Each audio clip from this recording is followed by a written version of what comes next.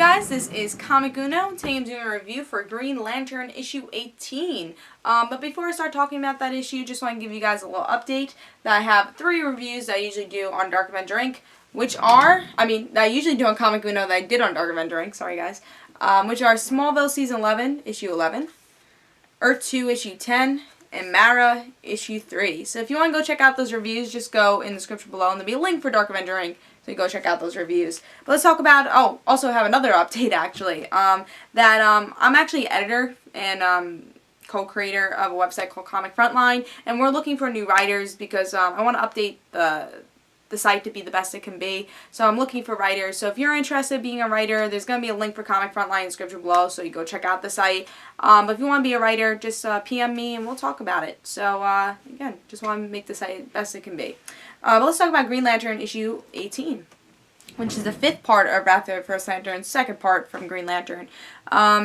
So cover really looking like the past covers before Baz. We finally have a focus on Hal and Sinestro. We've been seeing little pieces with these characters, but really haven't seen a whole issue with them. So really interesting to see that. We have the whole First Lantern in the background, and them being in the dead zone. So I really like this cover. I was pretty excited. It's been a while since Hal and Sinestro had a story, and really Hal, because I look forward to his stories.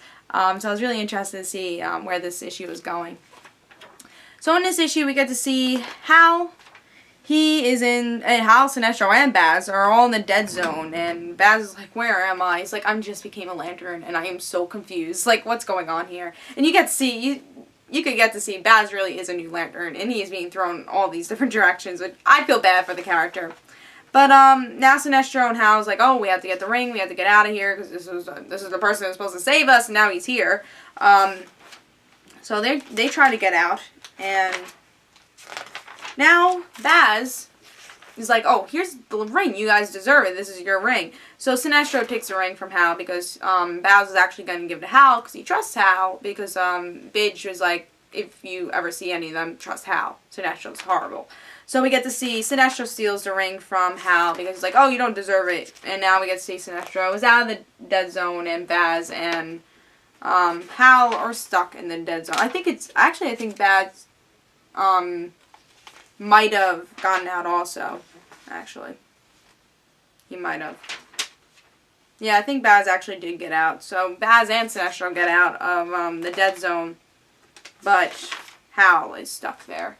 And now he has to decide the only way to get out is, because he's not going to be a Green Lantern right now, the only way out is to die himself, and that would make him a Black Lantern.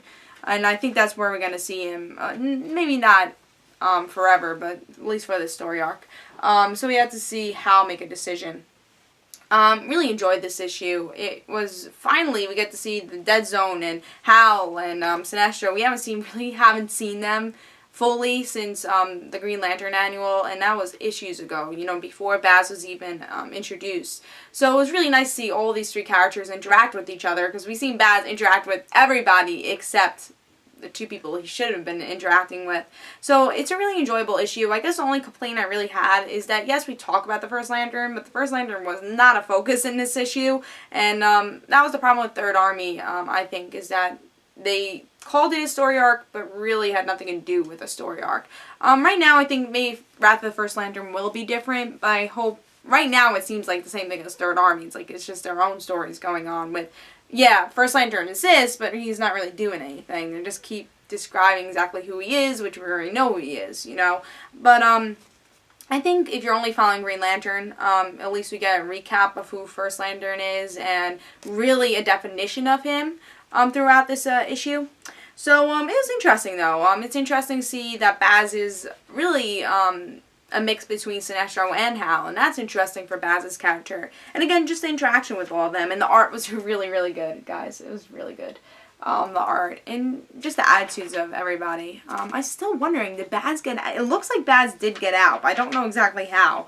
It looks like he did get out though. And I guess this was Baz. He just looks like Jon Stewart a little, honestly. I don't know why. I guess because he doesn't have his, This is Jon Stewart, right, guys? It looks like Jon Stewart, but it might be Baz because he had to get out also. I don't know. That's something I was a little confused of in this issue. But really, really good issue though. Besides that confusion, exactly where Baz is. I think he did get out of the dead zone because Hal's the only one left, and he has to make a decision: should I kill myself to become a Black Lantern, which is gonna be a really interesting story. A lot of stuff happened with this. Again, the only complaint really, maybe we should have a little bit more First Lantern, since it is our the First Lantern. We need to get more of that story going on, because it did just feel like a Green Lantern story and not really a big, you know, story arc story, an event story. But really good. This is actually my pick of the week. I really enjoyed it, and it's going places where I want this series to go, and it's really interesting to see all these characters together now. So pick it up. Really good.